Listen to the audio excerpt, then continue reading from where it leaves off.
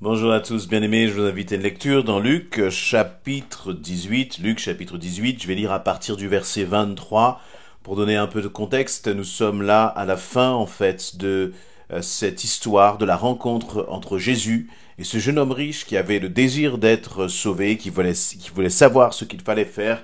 Et Jésus avait dit, eh bien pour être sauvé, il faut que tu ailles, que tu donnes tout ton argent aux pauvres et que tu me suives. Et ce jeune homme, n'avait pas accepté ce sacrifice et il nous a dit qu'il est reparti tout triste. Et donc nous arrivons à la fin de ce récit à partir du verset 23. Lorsqu'il entendit ces paroles, donc ce jeune homme riche, il devint tout triste car il était très riche. Jésus, voyant qu'il était devenu tout triste, dit qu'il est difficile à ceux qui ont des richesses d'entrer dans le royaume de Dieu. Car il est plus facile à un chameau de passer par le trou d'une aiguille qu'à un riche d'entrer dans le royaume de Dieu. Ceux qui l'écoutaient dirent, « Et qui peut être sauvé ?»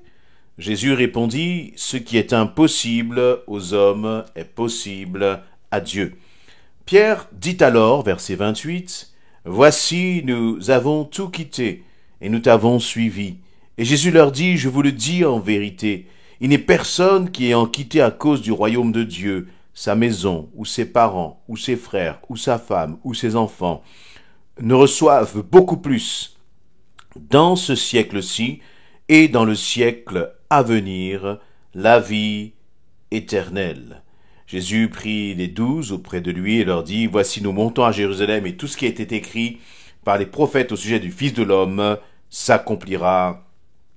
Amen. » Voilà donc Jésus, comme je le disais, est à la fin d'une discussion, d'un échange avec ce jeune homme riche, qui avait mis comme une limite au don de sa vie pour Dieu.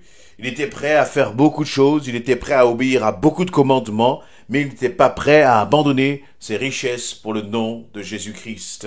Et donc les disciples vont assister à cet échange, à cette conversation entre Jésus et ce jeune homme riche, et ils vont se poser des questions, à tel point que Pierre va demander ceci à Jésus au verset 24, au verset 28, pardon. Pierre dit alors, « Voici, nous avons tout quitté et nous t'avons suivi. » Nous avons tout quitté et nous t'avons suivi.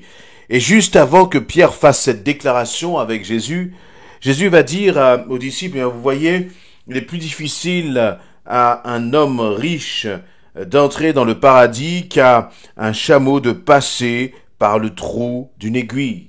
Par le trou d'une aiguille. Et donc, ils vont se dire, mais donc ça veut dire que c'est impossible qu'un riche puisse donner sa vie à Christ.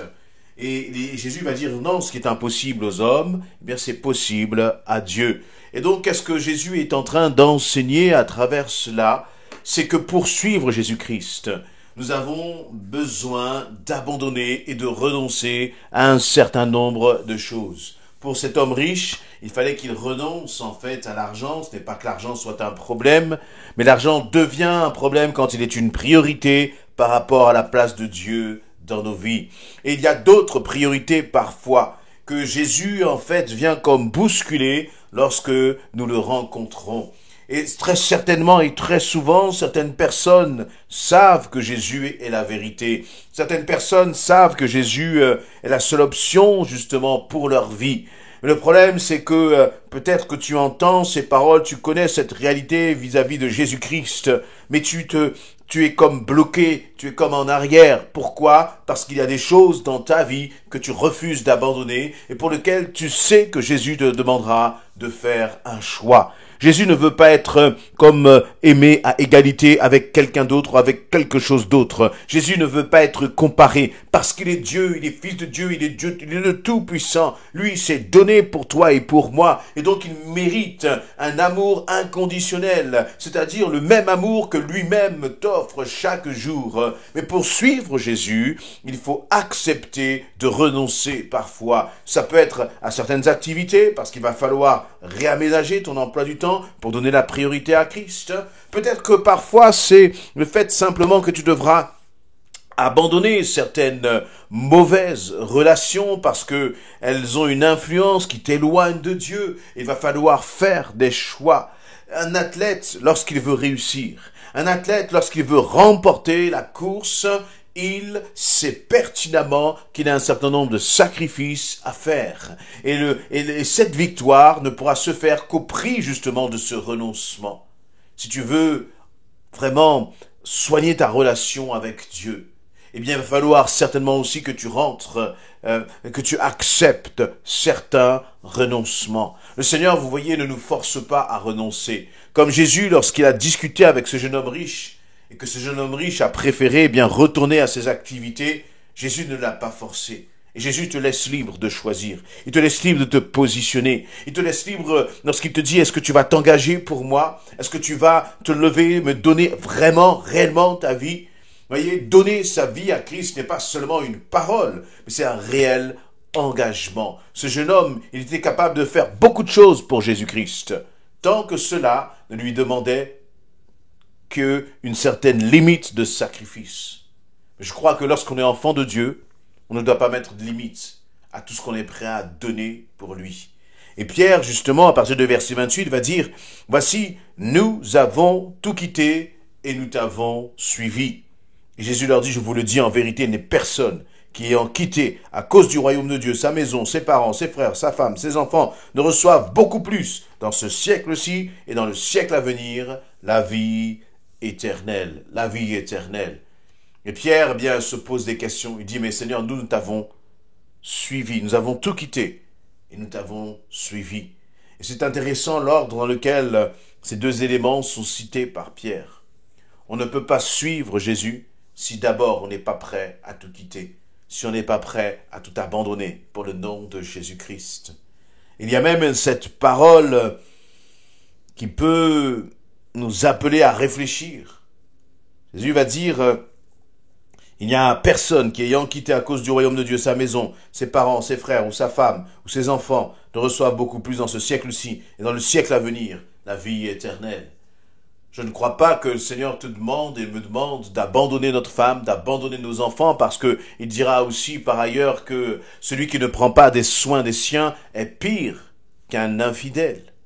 Mais à travers cela, c'est que je crois que ça doit refléter une certaine mentalité dans nos cœurs. Est-ce que tu es prêt à tout pour suivre Christ? Est-ce que tu es prêt à tout pour le royaume de Dieu? Et le Seigneur dit que si tu es prêt à tout pour le royaume de Dieu, si tu as dans ton cœur cette mentalité, eh bien, tu hériteras non seulement de la vie éternelle, bien sûr, mais déjà ici-bas sur cette terre, des bénédictions de l'éternel. Bénédiction, ce n'est pas plus d'argent, mais je crois que c'est plus de pouvoir œuvrer, d'avoir ce privilège d'œuvrer pour les projets de l'éternel. Où en es-tu dans ta consécration? Est-ce que tu as l'impression d'avancer dans ce domaine-là? Ou est-ce que tu as l'impression que depuis que tu as donné ta vie à Christ, tu étais tout feu, tout flamme, tu étais prêt à tout abandonner? Vous voyez, comme un amoureux qui a comme un coup de foudre, et puis dans les premiers temps, il est prêt à déplacer des montagnes pour voir son amoureuse, et vice-versa. Et puis là, maintenant, eh bien, tu ne ressens plus ce désir de renoncer, d'être prêt à abandonner pour Christ. Et au contraire, petit à petit, en fait, tu laisses d'autres préoccupations gagner du terrain dans ta vie. Comment a évolué ton emploi du temps depuis que tu as connu Christ? Est-ce qu'au contraire, plus tu le connais, plus tu avances et plus tu lui donnes de la place?